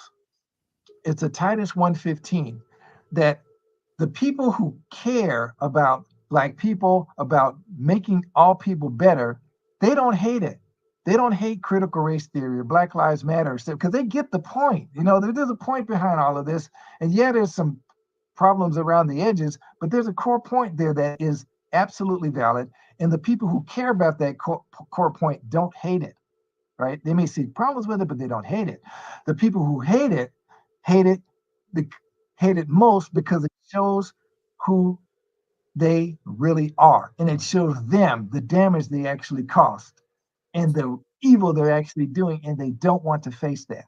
So what they do is they label critical race theory an ideology. And an ideology is not backed by 97,000 school districts across the whole United States, by the Freddie Mac across all of lending in the US, by the US Sentencing Commission and the federal government that looks at sentencing patterns for all inmates in all jurisdictions. That is not ideology. That is academic study. It is documented fact. And they label it an ideology so they can try to discredit it. And so that's a dynamic that's been in this country since its founding. And every time it's pointed out, they bring it out again. And it'll be here until God sends another judgment. The Civil War was a judgment by God sent for the wicked evil that they were doing to God's people, because so many slaves were believing Christians. And God does not want his people oppressed like that. So many Jim Crow oppressed people were believing Christians as well. Church-going, good, decent people. And they were oppressing God's people under Jim Crow too. So here's a history of this to get the big picture, because what will happen is that racists will try, just like DMG was saying, they'll try to focus on individuals. They'll also try to focus on individual issues to try to have us not see the pattern of things. So look at it. No, look at all the criticism that came against critical race theory. Then look at all the criticism that came against woke before that. And then before that, it was Black Lives Matter. Right? The whole idea, all lives matter, blue lives matter, all that stuff to try to discredit Black Lives Matter. Before that, it was Martin Luther King, his birthday. making that a national holiday. There were all kinds of objections from those same people that support Trump now. Those same people were objecting to Martin Luther King's birthday being a national holiday. Well, Thomas Jefferson doesn't have a national holiday, and Benjamin Franklin doesn't have a. They came up with a 1,001 excuses why Martin Luther King's holiday should not be observed, and they fought against it. And if I may, Robert, those same people right now are trying to basically say that Dr. King wasn't a Christian, that he shouldn't be celebrated. They want to focus on his alleged sin and personal mistakes as opposed to the work that he did in terms of civil rights and human rights and things of that nature. So the same people that you're talking about. Yes, you're right. And that's a great point, because what did they do? They switch up depending on what appearance they want to make. So what they did was they called him a communist and murdered him when he was alive. They bugged his phone. They had the FBI against him, and they murdered him. They literally shot him dead. Okay. And then years later, they danced on his grave and saying, "Oh, y'all don't need all of this. You have civil rights now. He's a wonderful guy," right? And then now, Donald Trump has made it, he's green lighted open racism after the election of Obama, which really was the last straw to them. They dropped all pretense after that. And I'm not saying Obama was an angel and everything was right with him. No. But the fact that he was a mainstream, regular black person and not a Tim Scott type or Candace Owens type, they hated that. And they then brought Donald Trump out, and he started greenlighting that. And as you and Antoine were saying, that all of this violence, this racial violence, soared under him because he gave it the green light. He made it okay. He said the things that others weren't willing to say. He said the quiet part out loud, and he's still doing it. And that is what's going on now. And so now, to your point, brother, is that they're really showing the fangs of what they thought of Martin Luther King all along. This stuff didn't just pop out of the briar patch somewhere. This was already in their hearts, and they're finally saying the quiet part out loud. So absolutely, it's crazy. It is. Man. Even ending apartheid in South Africa, they didn't want that. Jerry Falwell and those guys were running around saying, no embargoes. You're going to hurt the black people more. And Bishop Tutu, he's not the one that represents South Africans. It's Nelson Mandela. Why? Bishop Tutu is a Christian. He's a bishop, right? So they can't sit up there and shoot a bishop as openly as they can a person who's seen as a social activist, right? Yeah. So and even the to the point where, like you were saying, it's Christians who, and they've even infected or corrupted Black Christians to basically go against their own history. Right. You get people up there like Vodi Bakum, super intelligent individual, and he spouts off derogatory things about Dr. King and his work. It's a crazy time we live in. It is. Thomas Sowell, he's another one. He provides intellectual foundation for dismissing the Black community, because he's really good at pointing out about problems in the Black community that actually exist, and he's really good about talking about individual merit and effort, and those things have always paid off, yes, but he's very bad about denying that. He never mentions anything systemic about it, right? The fact that if you've got your mother on the floor, on concrete pavement face down, and a 6-year-old kid, 6 to 17, face down on the pavement, what does that do to those children? If you are arresting kids in elementary school, calling the police on them, and then they get records and stuff that young, what does that do to their hopes for the future? See, and these people ignore that. And Vadi Bakum, like, Thomas Sowell has a very big audience with the Hoover Institution, which is very affluent, white, right-wing people, most of whom are racist. Vadi Bakum has a very conservative white church that he's the pastor of. Yep. You think he's going to tell them Black Lives Matter? Hmm. No, he didn't get that position thinking that way. So these, but the thing is, this happened. Like I said, they were Jews that operated the concentration camps with the Nazis. There were Jews that turned other Jews in. There were Native Americans that let their entire village be eradicated, for $50. Right? There's always these types of people in every community, right? And we need to be aware of that. We need to be discerning, as the Bible says, to be discerning. And so, in prior to that, civil rights movement. Look at all of the violence and hatred that went against the civil rights movement from white professing Christians. Reconstruction. Before that, they didn't want Reconstruction. They gave the sons of the devil, the ones that actually abused and murdered and tortured Christian people, these slave owners, right? They gave them reparations and gave the slaves nothing, the people who were abused.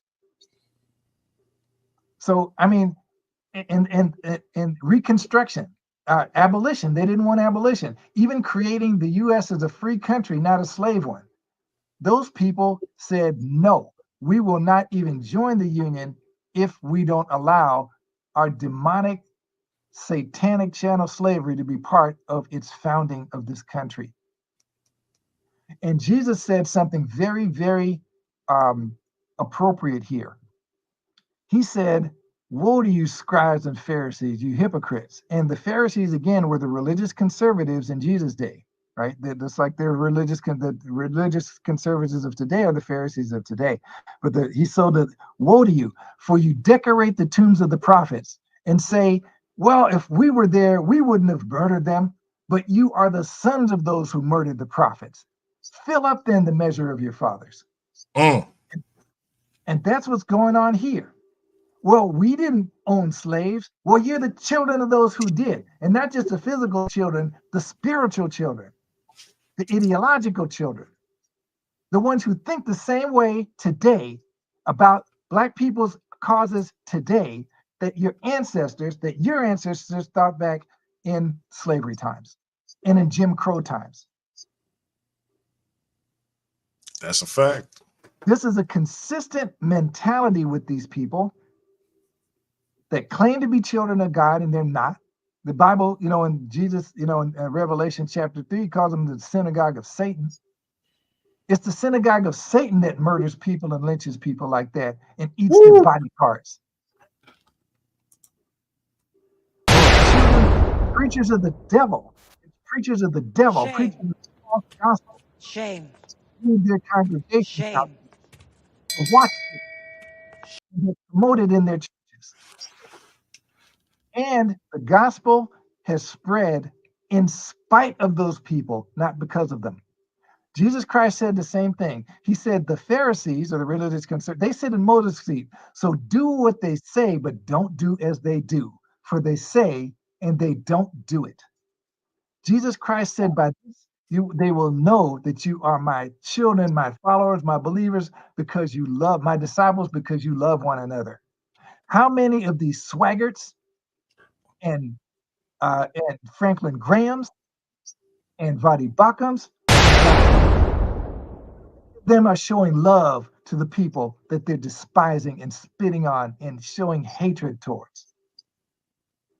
That does not say an apostle or disciple of Jesus Christ. Now, what they do have, at least on the professing Bible believing side, they do have the gospel, the Bible, the way of salvation, and the principles, love one another. Those are correct. But the way they live them out and the way that they architect their social theologies is from Satan himself and from man and not from God.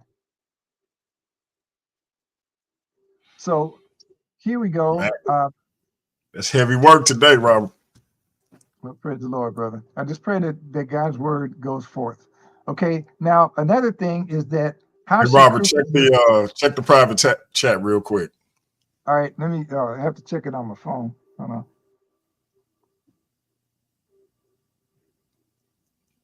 I meant the private chat here on StreamYard. Oh, okay. Let me see if I can. Okay. Let me.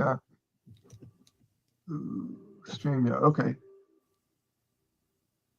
Oh, okay. So there's. Antoine, you got to go soon. Is he there? Yeah, in about 25 minutes. Okay. So anyway, okay. So you go ahead. You can go ahead and share some more. Because I don't want to monopolize your time. I wanted to be able to have you have as much time as you need to expound your thoughts, brother. No, I'm good. I'm good. I didn't really have a presentation to share. I just wanted to speak on the topic, but thank you so much for that thorough analysis of the racism in this country. It's really sad. It's really sad that we're still here today. Like, the ancestor Frederick Douglass, he did talk about that, the slave holding religion versus the first slave holding religion of this land that claims to be Christianity, and the loving faith that Jesus founded. So yeah, it's unfortunate that in 2000, and we're still here. We're still here, but like Jesus said, it's the wheat and the tares, and those who are truly following Christ, and those who are just saying, "Lord, Lord." And Yes, yeah, I agree. And to that point, that is why there is a black church, because Jesus makes sure that his two things, that his word will go forth in truth, and he will also make sure that his Bible is preserved, and he'll also make sure that there are real Christians around, that like the 7,000, right? Um, Elijah went and he thought he was the only prophet left. He said, no, I've got 7,000 that have not bowed the knee to Baal. So when you're evaluating Christianity, I know that a lot of the audience here are not believers. And sometimes, looking at this, I can't really say I blame you to, in this area, certainly. But, amen. really, just consider that Jesus Christ actually said this stuff was going to happen. And our ancestors who formed the Black church, first underground churches during slavery, and also about 10-15% of the slaves that came over here were already Christians, by the way, right? So that's, so there was some seed there as well. There's a lot of stereotypes that were taught that really weren't true. And some of them were Christians, others were Muslims, and others had other religions, obviously. So what happened in the Black church is that the saints, the God gave people discernment. Our people are intelligent. The people that came here were intelligent and thoughtful, and they could see two things. They could see that this was a message that was right, and they could see that the people often delivering the message were wrong, and they weren't living out what they said. So what they did was they said, yeah, this Bible is right. We're going to follow it the way that it's actually written, to follow what it actually says. And that's how the Black church got formed, because Black people were smart enough, insightful enough, thoughtful enough to see through the hypocrisy and to see what was good and adopt that, and what was true and adopt that. It's just like somebody playing shell game, right? They're trying to get you to buy this, little thing at the carnival, this little stuffed doll at the carnival, but then up under the table, you can see the glint of a gold bar, right? So what their ancestors did, they threw away that little stuffed animal and grabbed the gold. And God gave us the most precious thing, which is eternal life, faith in Christ, strong communities, strong families that the Black church built and kept together despite the oppression of the devil, and the devil was often dressed and had churches identical to theirs. But so that's what to keep in mind, brothers and sisters, about this. And especially, and again, when we get back to how Christians should respond and voting, it's like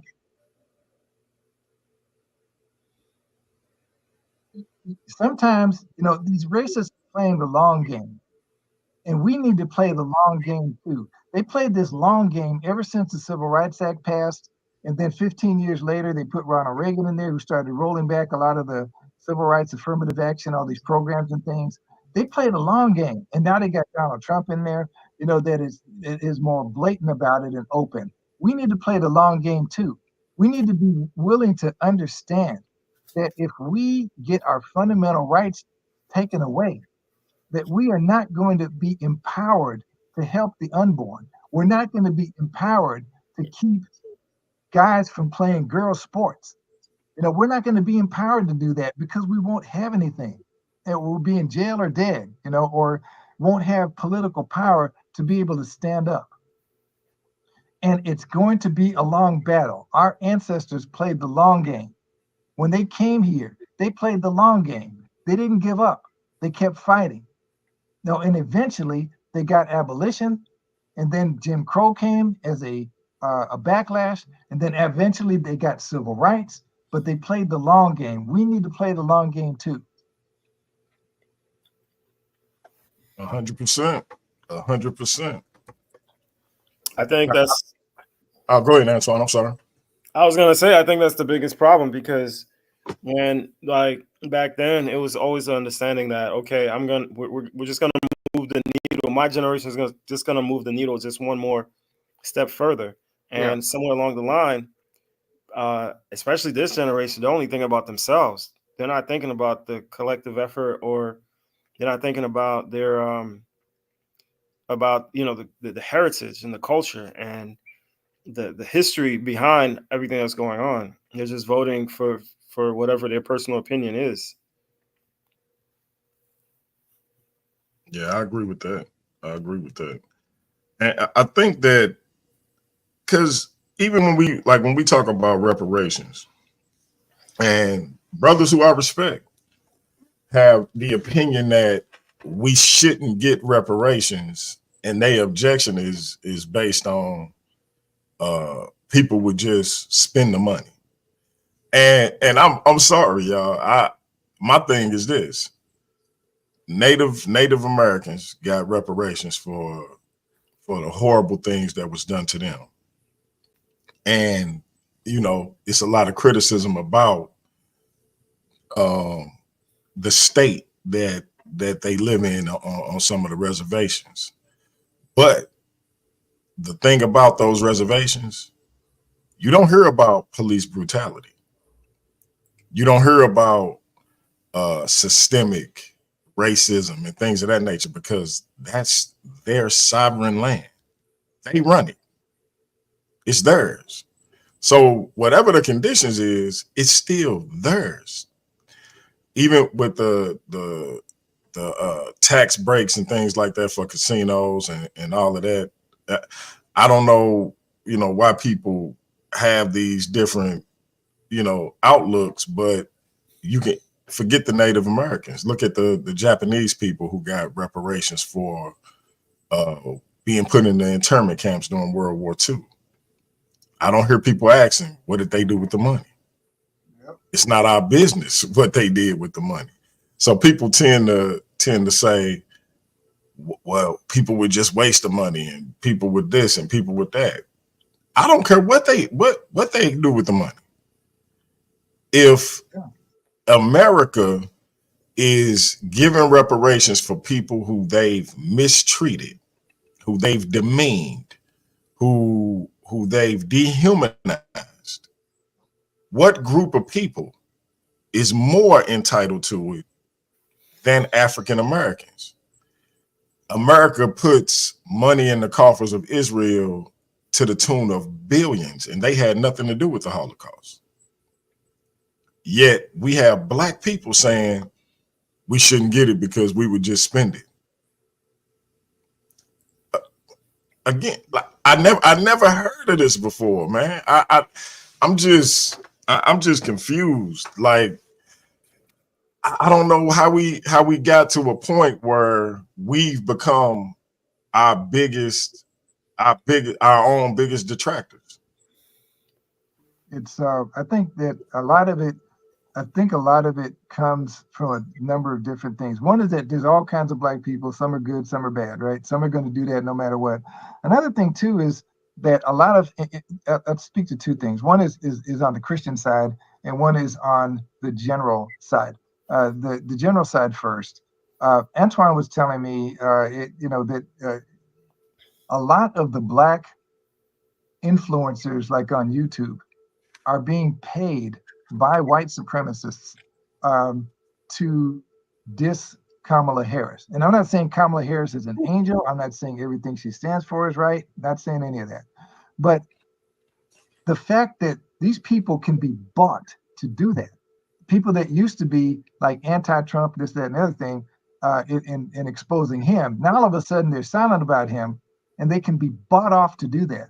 That shows a serious systemic problem, and it's easy, unfortunately, to do that. On the Christian side, again, white conservative Christians have been far too successful in convincing many Black Christians that in order to be a Christian, you have to also be a conservative. And not just a conservative the way they define it. So conservative to them is always a racially based, there's always a high mixture of race in their definitions, right? They're not just talking about economics. When they talk about small government, like Antoine was saying, they're talking about eliminating everything that helps poor people and especially racial minorities. That's a code word, right? When they talk about, individual this, that, and the other thing, they omit the fact that they get special favors, because people like them more than they like the next Black guy or gal back there, lady, that can do the same thing because they don't associate with us, right? And so what they do is they build their archetype of Christianity as a mix of truth and error. Truth being the integrity of the Bible, the resurrection of Jesus Christ from the dead, the necessity of salvation, heaven and hell, and righteousness and holy works and that sort of thing, right? And what they do is they take that and mix in with it this racist bias towards people. You have to, not only do you have to accept Christ, go to church and live a righteous life, but you also have to see people a certain way. And that is the corruption of the Pharisees and what Jesus told his disciples back then and his followers to stay away from. To take the core of and that's what our ancestors did. They took the core of the gospel, the truth of the gospel, the truth of the Bible, and they rejected that pollution that came with it. And there are a lot of Black Christians that I've met who really intrinsically feel, implicitly, and maybe they've even thought about it this way, but they've adopted white conservative social theology as well as, biblically sound overall core theology, like, ideological theology. The social theology is something that we could and should, in many cases, just reject, at least the major parts of it. And what happens is that Black people, there are Black people that want to be good Christians, and because of that, and they may not know, anybody getting saved doesn't know, that hasn't had previous exposure, doesn't know what a good Christian is and wants to be one, and so they sort of emulate that without realizing the kind of hidden agenda behind some of it. Not all of it, but some of it. So that's a problem. It's a problem. And I look at it this way: if you can give reparations to the people who brutalized, tortured, and murdered others, then those who got brutalized, tortured, and murdered deserve them too.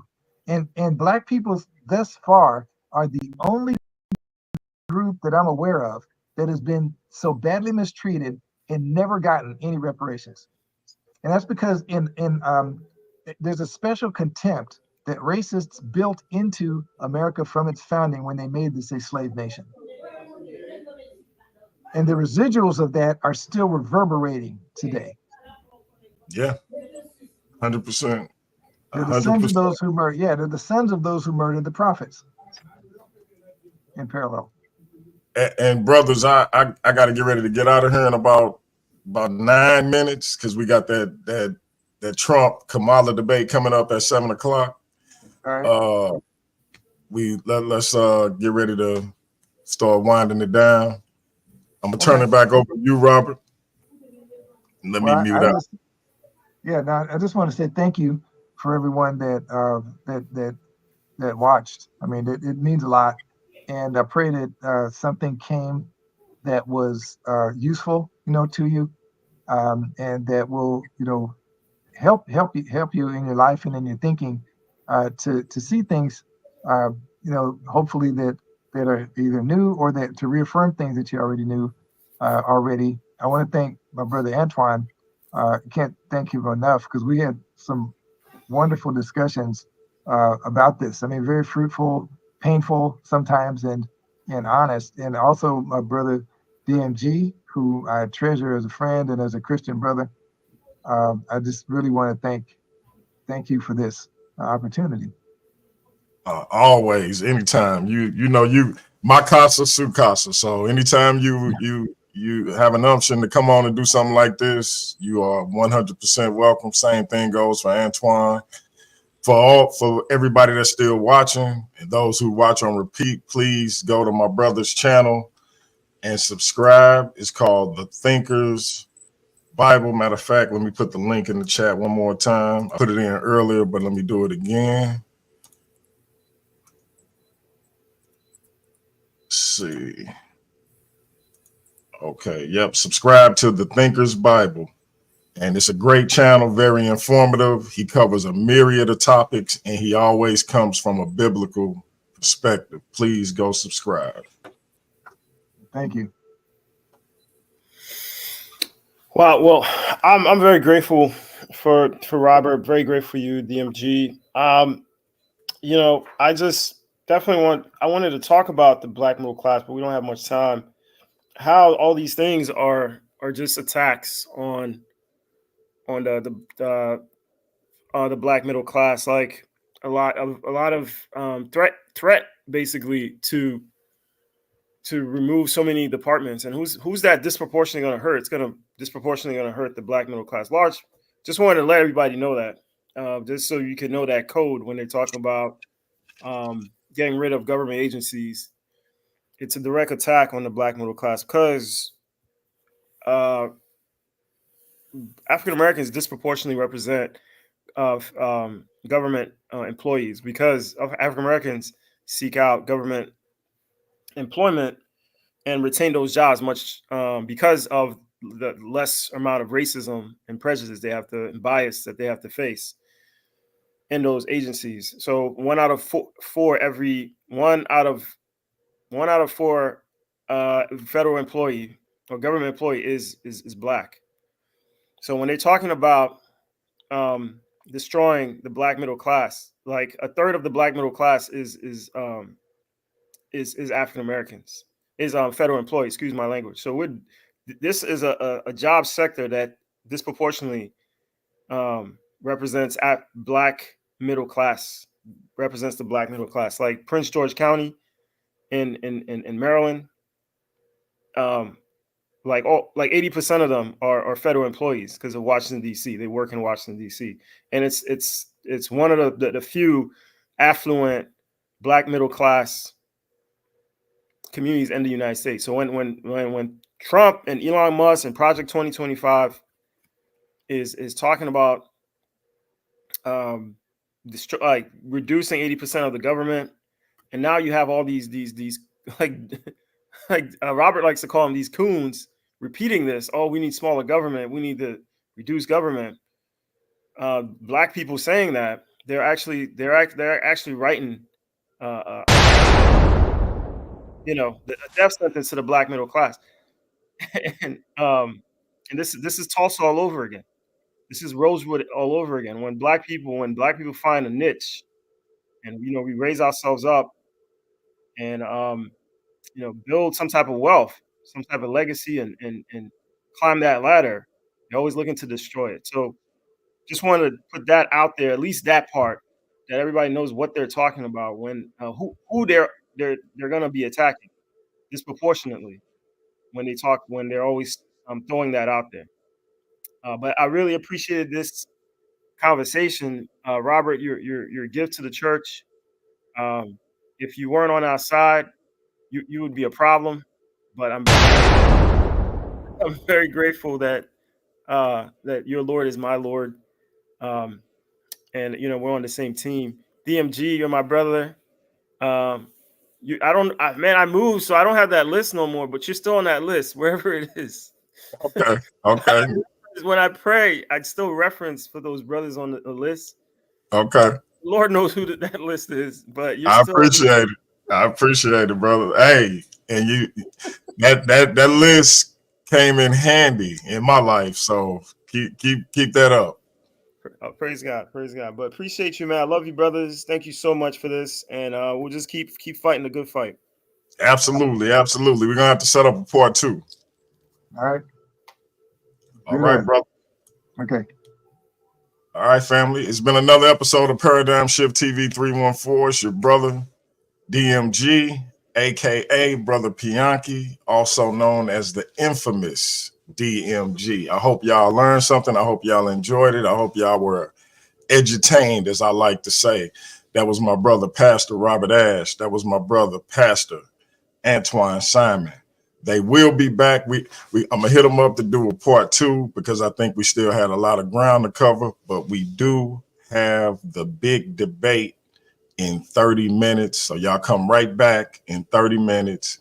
Dr. Too Sweet versus one of the pillars of Paradigm Shift TV, our brother, Nobody from Trust and Believe the Gospel, aka Jacobus Wyatt. So that's going to be a good one. Who's the better presidential candidate, Donald Trump or Kamala Harris? Y'all come on back in 30 minutes. We got a lot of stuff coming up for y'all. I'm having a debate this Saturday with James Cassell on who is the GOAT, LeBron James or Michael Jordan. Now, I'm 48 years old, y'all, so y'all know I'm going with MJ. He say it's LeBron. We're going to see what's what. I feel like that'll be a nice little diversion from some of the more serious topics that we tend to talk about. But right after that, we got the Fit Barber and our brother LP next Monday, talking about should black people get back into church. We got two world-class barbers, black barbers, talking about whether or not black people should get back into church. We got the pastor, LP, the chief ambassador, as we call him, taking on the Fit Barber, my man, Mike Connolly. So that's going to be a good one next Monday. So some nice conversations for y'all coming up that y'all can sink y'all teeth into. And like I say, I hope y'all get some value out of it. In the meantime, come on back in a half hour. Thank you to Robert Ash. Thank you to Antoine Simon. And we'll keep y'all posted on that part 2. We are going to get out of here. 30 minutes. Come on back. Yeah. I know I got about 30 seconds to make y'all feel this before y'all turn it off these days. That I might not even release this. But I be doing this shit for me. Help me get through. I feel like I give until I can't, but most don't recognize it till I ain't. Blood on them covers, she hoping paint. Sorry, mama, but it ain't. This world took a toll on me, and everyone that say they love me always seem to follow me. The same one that call me great, treat me like I ain't shit. I read between the lines, it's written all over your eyes. I see the disappointment in the eyes of the ones who want me dead, but I ain't never been scared, I tried to get there. Sometimes I wonder if I survived or did I die on that ride to that hospital. Demons all around me, I am not mental. This game of life, it is not simple. Last time I was happy, I was popping pills.